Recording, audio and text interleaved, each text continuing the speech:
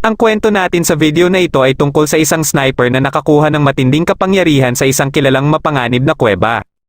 Nagsimula ang kwento ng magsagawa ng operasyon ng Special Action Force para matunton ang hideout ng mga sindikato na pinapamunuan ni Motei. Ginawa nilang undercover agent ang isa nilang kasamahan na si Son para magpanggap bilang kliyente. Habang papunta na sila sa lugar na pinag-imbakan ng mga produkto na inaalok nila, Motei ay nagkunwari si Son na napapagod at gusto munang magpahinga saglit. Dito na pala siya magbibigay ng signal para ma-detect siya ng kanyang mga kasama. Dahil dito ay kaagad siyang pinalocate ni Captain Wang kay Lazi na siya namang nagsisilbing sniper ng grupo. Ngunit biglang may tumawag kay Motei para ipaalam sa kanya na isang undercover agent si Son. Sa galit ni Motei ay hindi na siya nagdalawang isip pa para suntukin si Son. Nang ililigpit na sana nito si Son ay mabilis na umaksyon si Lazi para pigilan ito. Katapos ay pinunterya din niya kaagad ang ibang kasamahan nito. Dahil dito ay napilitan na si Motei na gawing hostage si Son. Dinala nila si Son sa kanilang hideout at mabilis ding sumunod sila Lazi. Ngunit nang makarating na sila sa pool bago ang kuweba ay binalaan sila ng kanilang guide na si Mr. Wu na wag nang magpatuloy. Ito ay dahil sa marami na umano ang namamatay dito at ito din ang dahilan kaya umiiwas dito ang mga tao sa kalapit na mga nayon. Gayunpaman ay nagpasya pa din si Captain Wang na ipagpatuloy ang kanilang misyon. Nang magsimula na sila sa paglalakad ay bigla na lang may kakaibang naramdaman si Lazi at para ding may na-activate sa kanang mata niya. Pero hindi niya ito masyadong pinansin at nagpatuloy lang sa paglalakad hanggang sa makapasok na sila sa kuweba. Bigla namang may naramdaman na naman si Lazi sa kanyang mata at dito na nagbago ang kulay ng isa niyang mata. Katapos ay nakita niya ang rebulto na unti-unting lumilitaw sa harapan niya.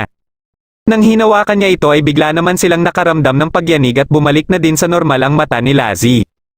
Dahil pala ito sa pagbukas ng sekretong pinto kung saan nakaimbak ang maraming kahon na hinihinala nilang lagayan ng mga ipinagbabawal na gamot. Ilang sandali lang ay dumating dito sila Son na walang tigil na sumisigaw na may halimaw. Dito na din nagsara ang pinto kaya galit na galit si Son kay Motei. Nagpa siya si Captain Wang na tingnan kung ano itong kinakatakutan nila Son. Nang mapansin nila na parang may dumaan ay dito na isa-isang inatake ng mga halimaw ang iba nilang kasamahan. Sinubukan nilang polanan ng bala ang mga ito ngunit kaagad ding nakapagtago ang mga ito. Pero di nagtagal ay nagpakita ang isang halimaw kaya pinaulanan ito nila Lazi. Ginamit ni Lazi ang pagiging sniper niya para ibaon sa bungo ng halimaw ang mga bala. Dahil dito ay matagumpay niya din itong nailigpit dahilan para hangaan siya ni Son. Ngunit ilang sandali lang ay nagpakita naman sa kanila ang mas marami pang mga halimaw. Dahil dito ay mabilis silang tumakbo para takasan ang mga ito. Napunta sila sa parte ng kuweba kung saan may nakatayong parang isang tore dito. Katapos ay nagpakita sa kanila si Mr. Wu na ikinagulat naman nila. Ayon kay Motei ay si Mr. Wu din umano ang nagdala sa kanya dito para itago ang mga ipinagbabawal na gamot at ito din ang nagsabi sa kanya na isang undercover agent si Son. Ayon naman kay Mr. Wu na sila Motei lang talaga ang balak niyang dalhin dito dahil sa mga maling gawain ng mga ito. Ngunit hindi niya inaasahan na may makakapagbukas ng pinto kahit nakaselyo ito. Bigla siyang nagpalabas ng napakalakas na aura at nagbago na din ang kanyang hitsura. Susubukan na sana ni Captain Wang na umatake ngunit naluso lang ang kanyang baril. Dahil alam na nila ang sekreto sa lugar na ito ay wala nang balak pa si Mr. Wu na pakawalan sila. Pagkaatake ng mga halimaw kay Captain Wang ay mabilis na kumilo si Lazi para iligtas ito gamit ang kanyang punyal. May tinataglay pala itong kapangyarihan at sa tulong din ng kanyang mata ay nagkaroon din siya ng matinding kapangyarihan para harapin ang mga halimaw. Dahil dito ay natakot sa kanya ang mga halimaw kaya nagsipag-atrasan ang mga ito. Dito na din napagtanto ni Mr. Wu kung bakit nabuksan nila ang selyo dahil mga kasamahan umano sila ni Wu Mian. Pero hindi kilala ni Lazi kung sino itong Wu Mian kaya sinabi ni Mr. Wu na ito umano ang may-ari ng punyal na gamit niya.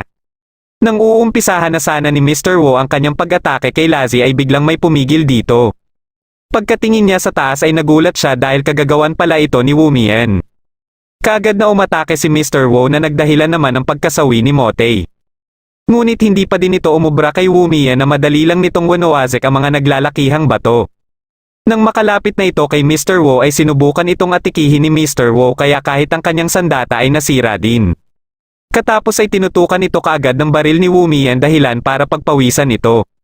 Hindi nito akalain na dahil lang sa isang pil na ninakaw niya dati kay Wu Mian ay halos mag-1,000 taon na din siyang hinahabol nito. Nang ililigpit na siya ni Wu Mian ay kaagad niyang sinabi na may naging kaati umano siya sa pil at kapareho na din ito sa kanya ngayon.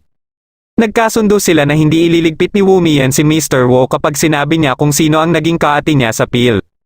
Kaya sinabi din kaagad ni Mr. Wo na ito ay ang pamangkin niyang si Yang Zayo. Ngunit hindi inaasahan ni Mr. Wo na uutusan pala ni Wumian si Lazi na iligpit siya. Katwiran ni Wumian ay sinabi lang umano niya na hindi siya ang gagawa. Dahil dito ay mabilis na lumapit si Mr. Wo kay Lazi para agawin ang punyal at gawin itong hostage. Pero nakalimutan niya na bilang may-ari ng punyal ay nagagawa ni Wumian na makontrol ito. Ibinigay ni Wumian kay Lazi ang baril at muli itong inutusan na iligpit si Mr. Wo. Biglang sinugod ni Mr. Wo si Lazi ngunit nagawa ni Lazi na maunahan ito. Nilapitan naman ni Wumian ang tore at gamit ang kanyang punyal ay winasak niya ito. May nagsilabasa naman na itim na usok mula sa katawan ni Mr. Wo at katapos ay pumasok ito sa katawan ni Lazi. Dahil dito ay nawalan siya ng malay at napanaginipan naman niya ang araw nung una niyang nakita ang punyal ni Wumian. Nang magising siya ay nasa hospital na siya at nasa tabi din niya ang punyal. Kaagad din siyang bumangon dahil may narinig siyang ingay at nang nilapitan niya ito ay si Sun lang pala ito. Nalaman niya na 3 araw na pala siyang walang malay at sinabi din sa kanya ni Sun na pinabalik na umano si Captain Wang. Nang lalabas na sana siya para bumalik din ay naramdaman nila na may paparating. Inatake niya ito gamit ang punyal pero naaga lang nito ang kanyang punyal.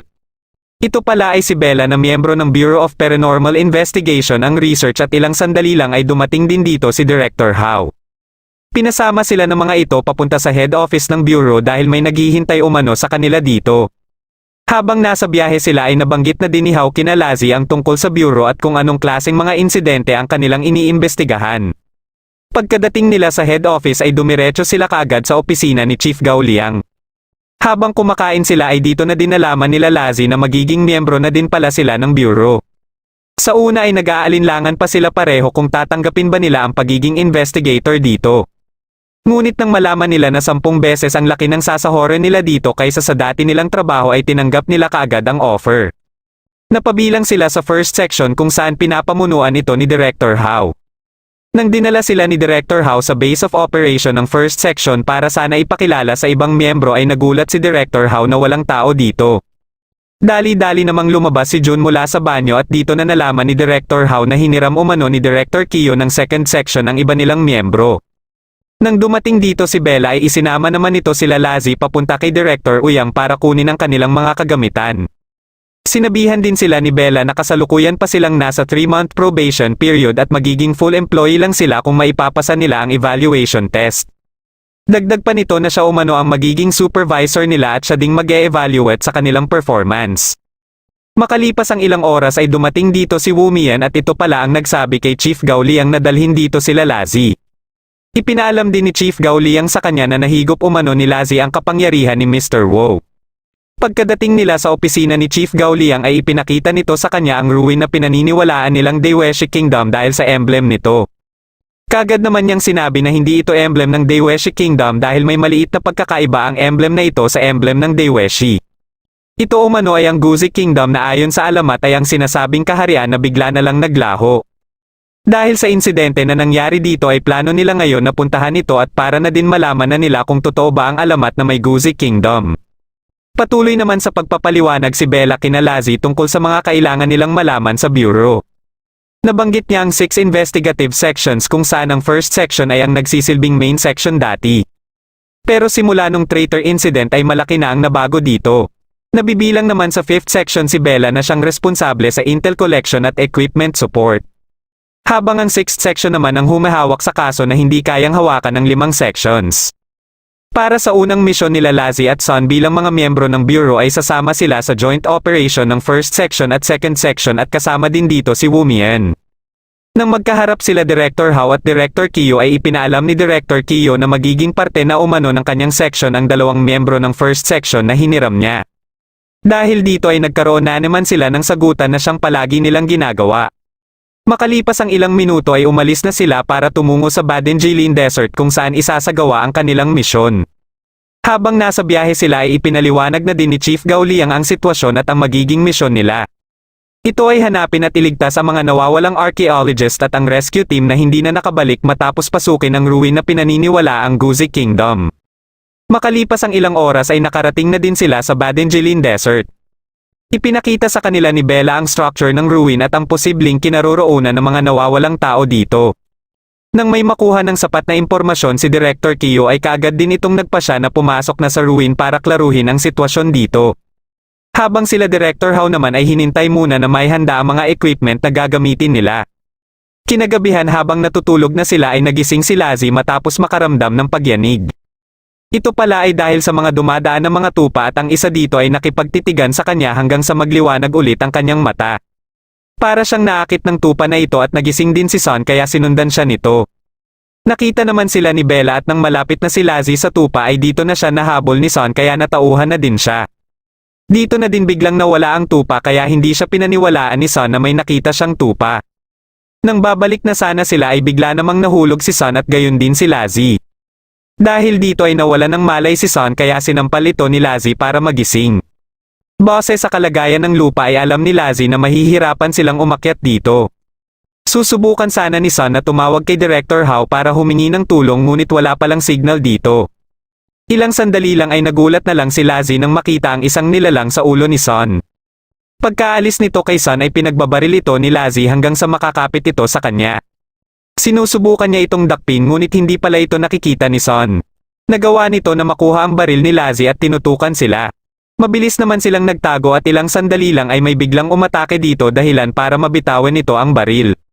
Mabilis itong umalis at nakita naman nila Lazi si Bella na siya palang umatake. Nalaman nila na naatasan pala ito ni Chief Gao Liang na bantayan silang dalawa. Dahil nandito na din naman sila ay nagpasya si Bella na manggalugad na din dito. Napunta sila sa isang silid kung saan dito na din nasabi ni Bella na posibleng nandito nga sila sa loob ng Guzi Kingdom. Sinimulan nila kaagad na mag-imbestiga dito hanggang sa may mapansin na kakaiba si Bella. Ngunit huli na nang masabihan niya si Son dahil nagalaw na nito ang isang stone block. Nang madadaganan na sana sila Bella at Son ay mabilis silang iniligtas ni Lazi. Samantala sa taas naman ay nagtataka na si Director Hao dahil hindi pa din lumalabas ng tent sila Lazi at Son. Kaya nang tiningnan niya ang tent ay dito niya na nalaman na wala na pala ang mga ito dito. Katapos ay ipinaalam din sa kanya ng isa nilang kasamahan na nawawala din si Bella. Nakaligtas sila Lazi dahil sa mga stone blocks ngunit dismayado naman sa kanila si Bella. Ilang sandali lang ay napansin ni Lazi na parang nagalaw na dati ang isang stone block.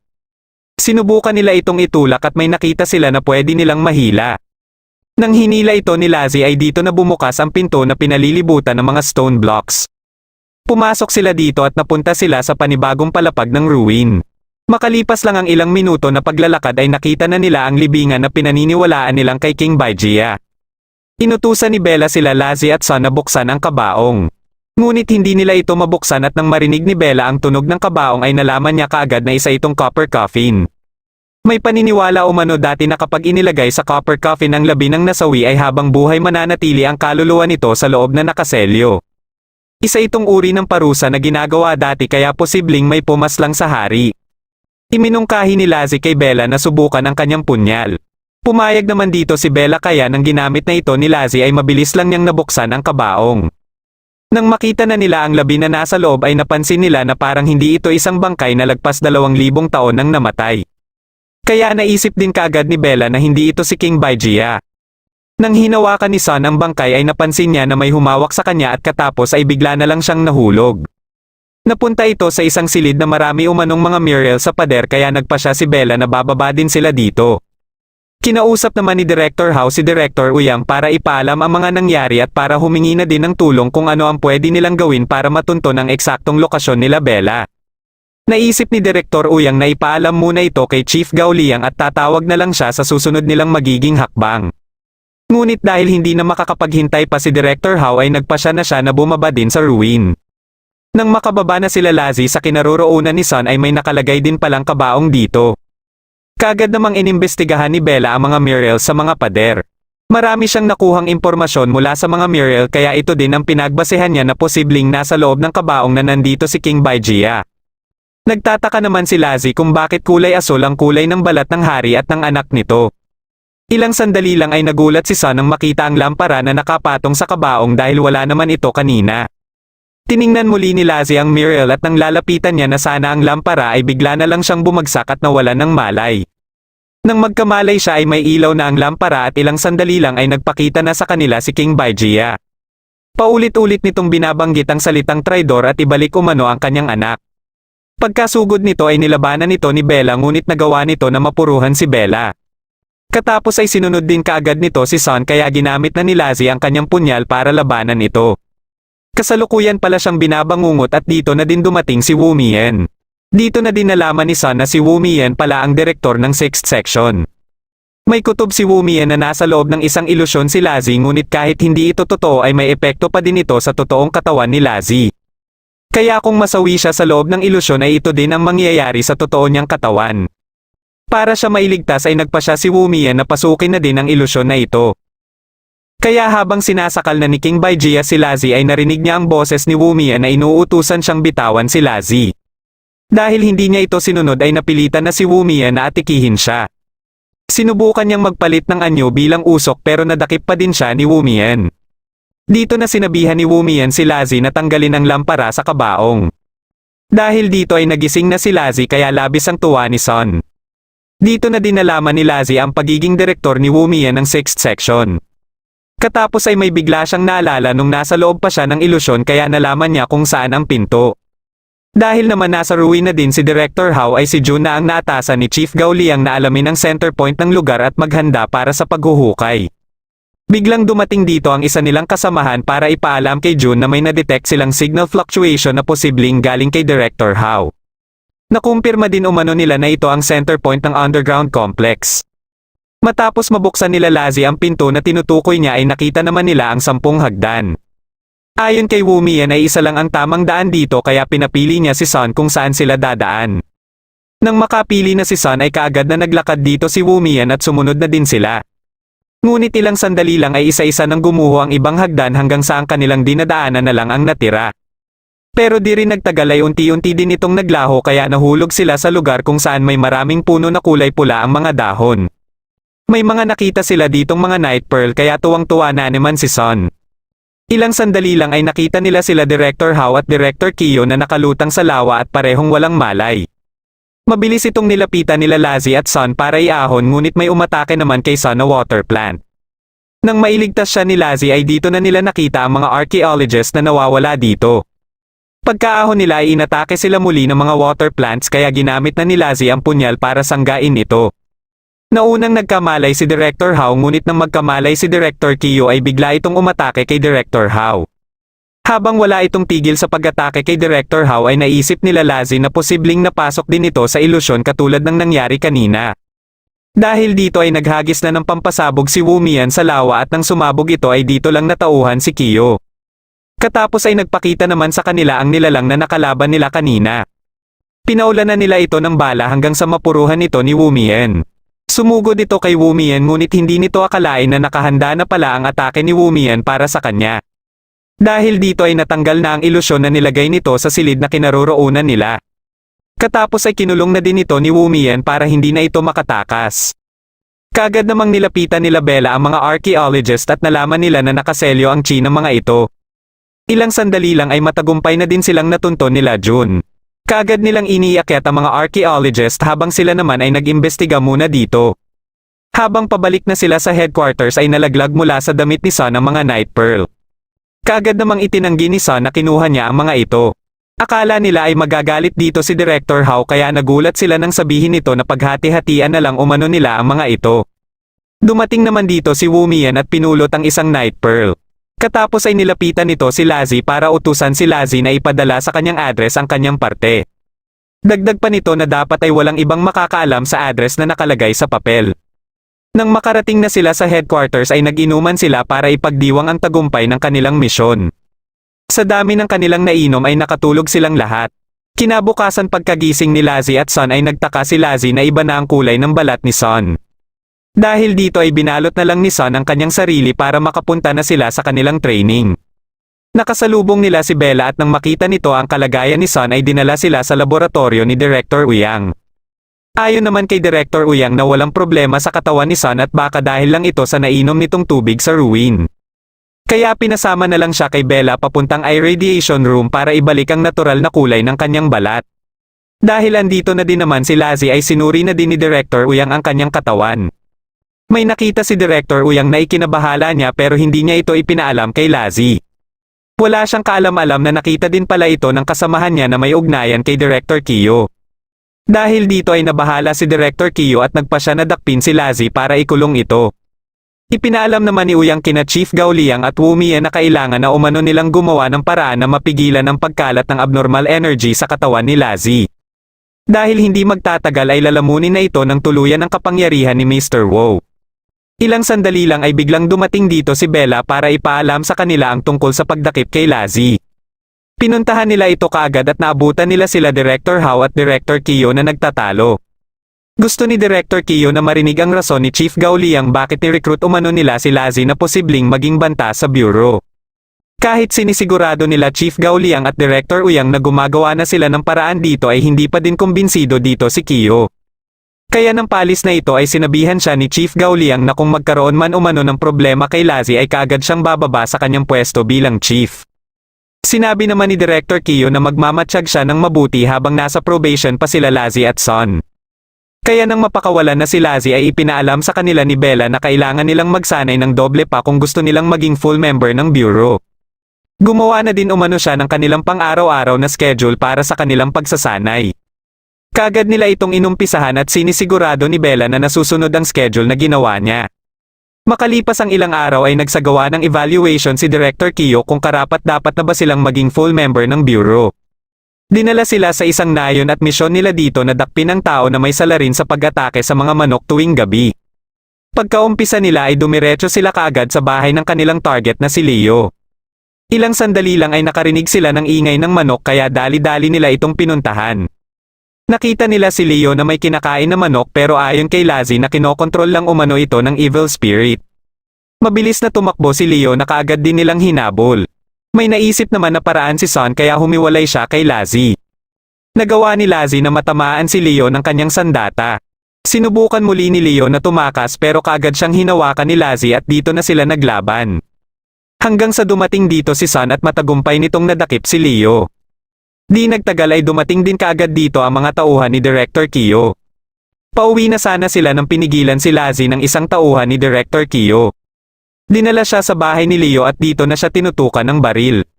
Sinadya pala ni Director Kiyo na dalhin talaga siya dito dahil ayaw na nito na manatili pa siya sa bureau. Gusto nito na manatili na lang umano siya sa nayon na ito. Ngunit hindi nito akalain na sinundan pala sila nila Director Hao at Bella.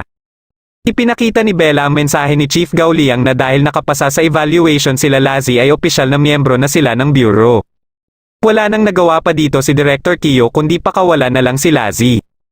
Makalipas ang ilang araw ay lumaganap naman sa Kilin City ang coma incident at isang gabi ay nabiktima dito ang ilang miyembro ng 4th section. Dahil dito ay nagpa siya si Director Lin na ipaalam ito sa headquarters. Kaya kinuha ni Wu Mian sila Lazi para isama sa Kilin City para tulungan sa pag-iimbestiga ang 4th section. Sinalubong sila dito ng police officer na si Yang na siyang naatasan para sunduin sila. Habang papunta na sila sa hospital na kinaroroonan nila Director Lin ay iniabot ni Bella kay Lazi ang gamot na makakatulong umano para pansamantalang makontrol ang abnormal energy sa kanyang katawan. Naitanong naman ni Son si Yang kung masyado ba itong naging abala dahil sa sunod-sunod na insidente na nangyayari sa syudad. Kaya nagkwento na din si Yang tungkol sa mga kaso ng mga iilang tao na kasalukuyang comatose at hindi pa matukoy ang sanhi nito. Pagkadating nila sa hospital ay nakaharap nila dito si Director Lin. Ipinakita nito sa kanila ang marka na lumilitaw sa leeg ng mga biktima. Napansin naman kaagad ni Lazi na parang pamilyar sa kanya ang marka na ito. Nagpa siya si Bella na magsagawa muna ng comprehensive check-up sa mga biktima habang sila Lazi at Son naman ay sinabihan ni Director Lin na magpahinga muna. Dahil dito ay lumabas muna ng hospital sila Lazi para magpahangin. Hindi maiwasan ni Lazi na mapaisip kung gumagana ba talaga ang gamot na ibinigay sa kanya. Ilang sandali lang ay tinawagan siya ni Bella para ipaalam sa kanya ang nangyari kay Director Lin. Kaagad silang pumasok sa hospital para puntahan si Director Lin na ayon kay Bella ay nakita na lang ito na walang malay sa labas ng hospital. Nakasalubong nila sa elevator si Yang at dito na nila nalaman na nakarate din pala dito ang kanyang asawa.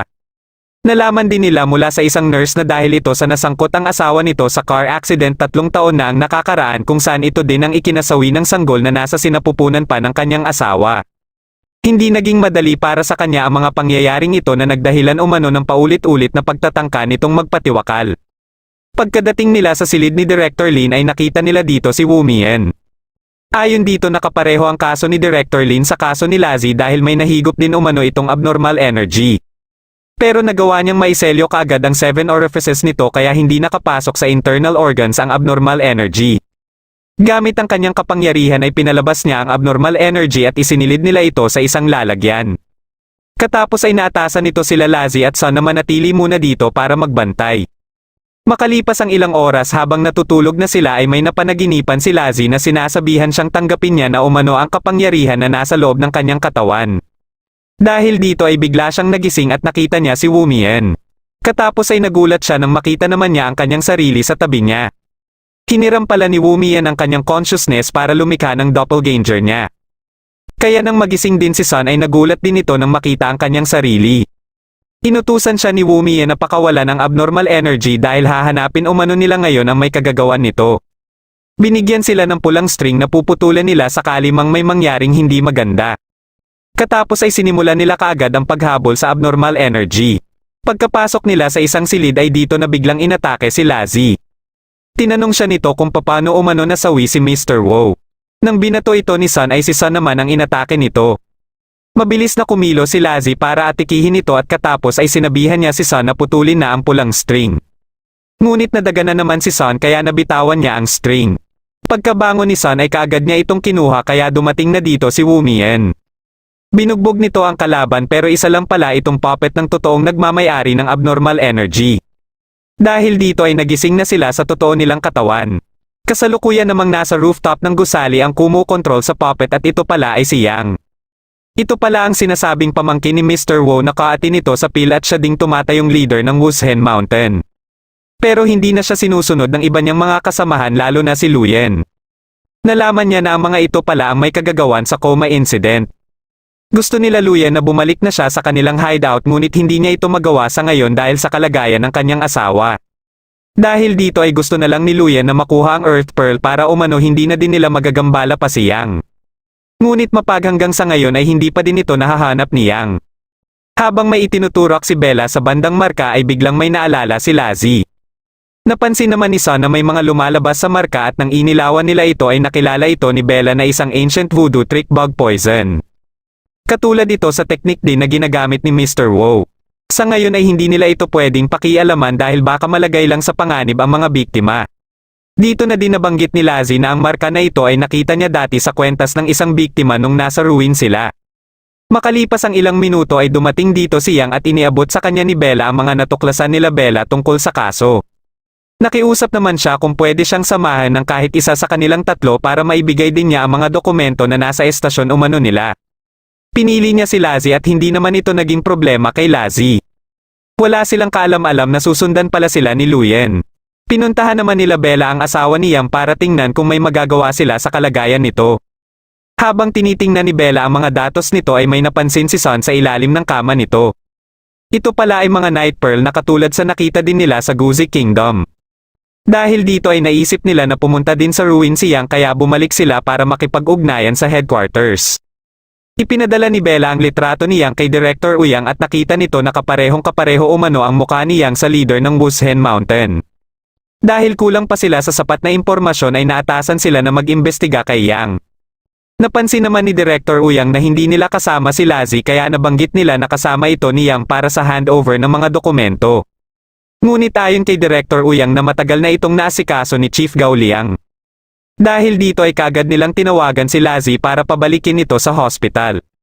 Kaya nang sabihin ni Lassie kay Yang na kailangan niya nang bumalik dahil gusto umano ni Sun na makipag-inuman ay dito na pinahinto ni Yang ang sasakyan.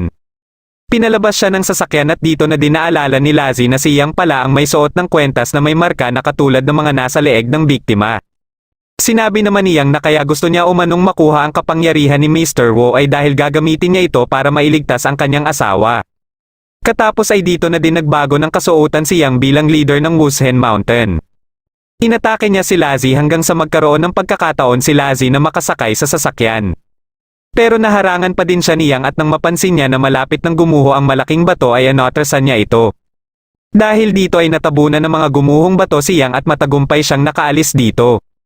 Nang magising naman si Director Lin ay sinabi nito kina Bella kung saang lugar siya inatake. Ito ay sa Zhongshan South Road kaya nang tumawag si Lazi kay Sun ay nalaman nila na pinapapunta din pala ito ni Wu Mian sa Zhongshan South Road.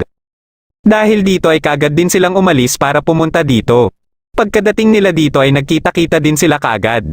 Pagkabangon niyang ay dumating dito si Luyan para ipaalam sa kanya na alam na umano nito ang kinaroroonan ng Earth Pearl at ito ngayon ang pupuntahan nila. Sinabi din nito na siguradong siya din umano ang sisisihin ng Bureau tungkol sa coma incident. Pagkapasok nila Lazi sa mismong gusali na tinutukoy nila Wu Mian at Director Lin ay nakaharap nila dito ang mga parang zombie. Iniwasan muna nila ang mga ito sa pag-aakalang mga tao ang mga ito na kinokontrol lang. Pero nang may mapuruhan si Bella ay dito na nila nalaman na mga puppet lang pala ang mga ito. Dahil dito ay hindi na sila nag-aalinlangan pa na atikihin ang mga ito. Ilang sandali lang ay nagpakita dito si Wu Mian at sinabihan sila na pumunta ng basement level 3. Pagkadating nila dito ay nakita nila ang Earth Pearl na matagal nang hinahanap nila Luyan. Kaya nang malaman nila Luyan na naunahan sila sa Earth Pearl ay ipinaalam nila ito kaagad kay Yang. Ginawa nilang hostage ang asawa ni Yang para mapilitan ito na kunin ang Earth Pearl kina Wu Mian. Kinabukasan ay pinuntahan nila Lazi ang silid ng asawa ni Yang kaya nalaman nila na wala na ito dito.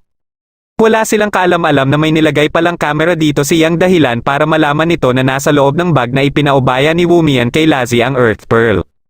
Nakaabang na pala ito sa labas ng hospital kaya pagkalabas nila at matapos mahiwalay sa kanila si Bella ay dito na nito sinadyang banggain si Lazi. Dahil dito ay matagumpay na naaga ni Yang ang bag. Sinubukan nila Lazi na habulin ito ngunit hindi nila ito nasundan. Akala naman ni Yang ay natakasan niya na sila Lazi ngunit nagpakita naman sa kanya si Wu Mian. Sinubukan niyang tumakbo pero naharangan naman siya nila Lazi. Nang aatake na sana siya ay kaagad siyang pinigilan ni Wu Mian. Dahil dito ay napilitan na siyang gamitin ang blood evasion para makapag-teleport. Sinabi ni Wu Mian kina Lazi ang kanyang hinala na ibang tao ang mastermind sa coma incident at hindi si Yang. Habang hinihintay nila Luyan si Yang ay ipinaalam sa kanya ng kanyang tauhan na binawian na ng buhay ang asawa ni Yang. Ilang sandali lang ay dumating na dito si Yang daladala ang Earth Pearl. Pero matapos niya itong maibigay kina Luyan ay dito niya na nalaman na may balak pala ang mga ito na iligpit siya. Pagkasugod sa kanya ng mga tauhan ni Luyan ay naunahan niya ang mga ito. Pagkalapit niya sa kanyang asawa ay dito na ipinaalam sa kanya ni Luyan na patay na umano ito sabay inatake din siya sa likod. Katapos ay inamin din ni Luyan na siya din umano ang may pakana sa nangyaring aksidente sa kanyang asawa. Dito na siya nagalit pero kaagad din siyang napigilan ng mga tauhan ni Luyan. Ililigpit na sana siya ni Luyan nang biglang dumating dito sila Lazi para pigilan ito. Pinasugod ni Luyan ang kanyang mga tauhan ngunit nandito din pala si Wu Mian. Sa takot ni Luyan ay susubukan niya sanang tumakas ngunit nagawa siyang mapigilan ni Yang. Naglaban silang dalawa at hinarap naman nila Lazi ang ibang kalaban. Habang si Wu Mian naman ay nilapitan ng asawa ni Yang dahil meron siyang gagawin dito. Dinala niya ito sa ibang dimensyon at parang may kinuha siya dito. Ililigpit na sana ni Yang si Luyan kaya kaagad siyang pinigilan nila Lazi. Ito ay dahil kung masasawi si Luyan ay medadami din ang mga nasa hospital na mga biktima nito dahil sa bug poison. Nakatanggap ng tawag si Sun mula kay Bella at nalaman nila na nag-uumpisa na palang umatake ang mga nabiktima ni Luyan.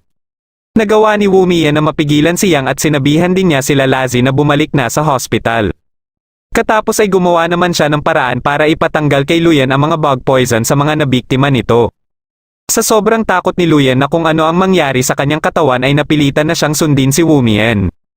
Kaya habang sinusubukan nila Bella na pigilan ang mga biktima ni Luyan ay bigla na lang nagsibagsakan ang mga ito. Katapos ay nakita nila ang mga bug poison na susubok pa sanang tumakas kaya mabilis silang umaksyon. Habang papalabas na sana siyang daladala ang kanyang asawa ay sinabihan siya ni Wu Mian na kaya siyang tulungan nito kaya napahinto siya at dito na din siya pinatulog ni Wu Mian. Nang magising siya ay nasa hospital na siya at ibinigay sa kanya ng nurse ang sulat na galing umano kay Wu Mian. Habang binabasa niya ito ay bigla niyang narinig ang iyak ng sanggol. Lumabas siya para tingnan ito at nang makita niya na ang sanggol ay napaiyak na lang siya. Makalipas ang ilang araw matapos suriin muli ni Director Yang ang katawan ni Lazi ay hindi siya makapaniwala na sa ganitong level ay nakakayanin pa din ng katawan ni Lazi ang kapangyarihan na nakuha nito kay Mr. Wu. Kaya naiintindihan din niya kung bakit hindi sang-ayon si Director Kiyo na manatili si Lazi sa bureau dahil alam nito na hindi basta-basta si Lazi. Pagkadating nila Lazi sa headquarters ay nalaman nila mula kay Bella na mayroon silang 6 na araw na bakasyon matapos ang kanilang misyon. Ilang sandali lang ay napansin nila na pinagkakaguluhan ang umano'y bagong miyembro ng 6th section. Nang tiningnan ito ni Sun ay nagulat siya dahil siyang pala ito. Dahil dito ay nagdahilan na lang sila na may gagawin pa para makalayo kay Yang. Isang gabi habang abala sa paghahanda ang Lingyun Temple ay bigla na lang nasunog ang isang disciple.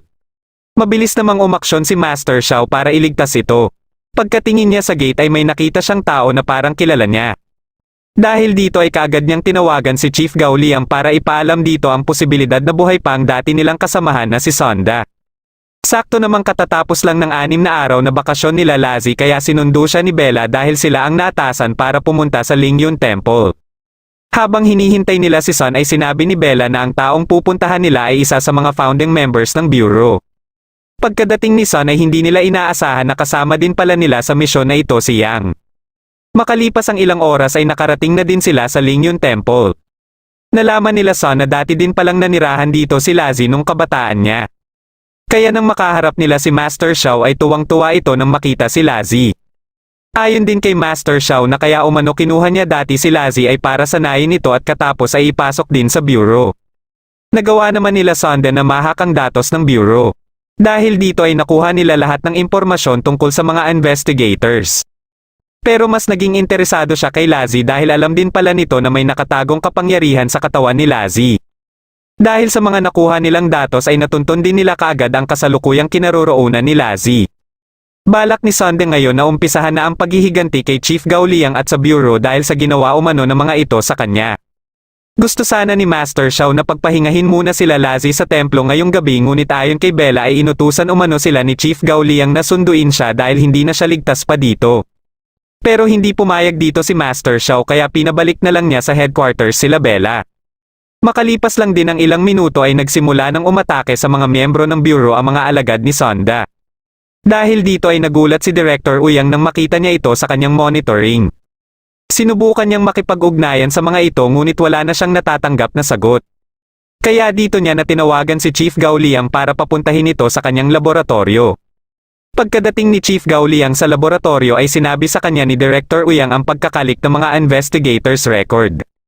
Dahil sa sunod-sunod na pagkakasawi ng mga investigators ay ipinagutos niya na sa lahat na sirain na ang suot-suot nilang bracelet. Kaagad naman itong sinunod nila Lazi na kasalukuyan ng nasa daan pabalik sa headquarters. Ilang sandali lang ay bigla na lang may sumabog sa bundok kung saan sila nanggaling. Nang ihinto ni Sun ang sasakyan ay napagtanto nila na sa Lingyun Temple ito. Kaagad na inutusan ni Lazi si Sun para bumalik sila dito. Ngunit napansin naman nila na parang may papalapit sa kanila. Pagka-atake nito ay mabilis na ini-atras ni Sun ang sasakyan. Pero hindi lang pala ito nag-iisahan lang dahil marami pa pala itong kasama. Habang hinahabol sila ng mga ito ay sinubukan naman ni Lazi na atikihin ang mga ito. Hanggang sa maabutan sila ng isa sa mga ito kaya bigla silang napahinto. Mabilis silang lumabas ng sasakyan at dito na sila nakipaglaban. Habang ang isang kalaban naman ay tumungo na sa Lingyun Temple. Nang pinulot niyang ang kanyang cellphone ay basag na pala ito kaya sa galit niya ay dito niya na inatake ang mga kalaban. Ginamit niya ang kanyang kapangyarihan para ubusin na sana ang mga kalaban. Ngunit sobrang dami pa pala ng mga ito kaya sinabihan niya na lang sila Lazi na mauna na papunta sa templo at siya na ang bahala dito. Mabilis namang umalis sila Lazi at ilang sandali lang ay biglang may naamoy si Sun. Ito pala ay dahil sa kasalukuyang nangyayari din sa syudad. Ipinaalam kay Chief Gao Liang ang kasalukuyang sitwasyon ngayon nila Bella at dumating na din dito ang ibang director na pare-parehong nagtataka. Inatasan sila ni Chief Gao Liang na tipunan ang mga natitira nilang investigators at kaagad na magtungo sa syudad ng Qingga para iligtas ang mga tao dito. Bagamat alam nila na gusto lang ng kalaban na palabasin ang lahat ng mga investigators para iligpit ay ito lang ang naiisip nilang paraan para iligtas ang mga tao sa syudad. Pagkadating nila Lazi sa templo ay naghiwa-hiwalay sila para mas mapabilis ang kanilang paghahanap. Kasalukuyan pang nakikipaglaban si Master Xiao at di nagtagal ay dumating na din dito si Bella. Pagkadating dito nila Lazi ay inatake kaagad ni Lazi ang kalaban. Naglaban silang dalawa habang sila Bella naman ang tumulong kay Master Xiao. Nagawa ng kalaban na may hagis si Lazi kaya tumulong na din si Sun na makipaglaban. Pagkabangon ni Lazi ay pinagtulong-tulungan na nilang tatlo ang kalaban. Hanggang sa magkaroon ng pagkakataon si Lazi na mailigpit na ito. Binalikan nila si Master Xiao ngunit wala na ito dito at may mga dumating na naman na mga kalaban. Hawak na pala ni Sonda si Master Xiao kaya habang pinapanood nila ang pakikipaglaban nila Lazi ay muling inalala ni Sonda ang araw nung huling misyon niya bilang miyembro ng Bureau. Nahiwalay siya kina Chief Gao Liang at Master Xiao pero hindi niya matawagan ang mga ito.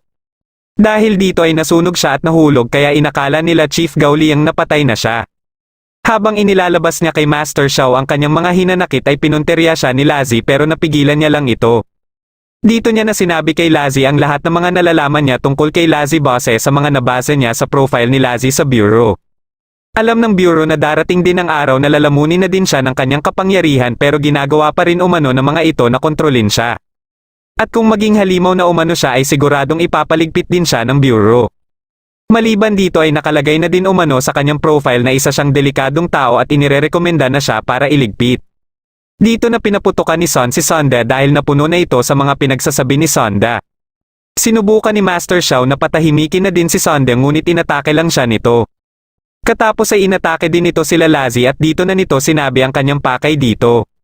Gusto niya pala na makuha ang map of Chonli at alam niya na nakatago ito sa templo.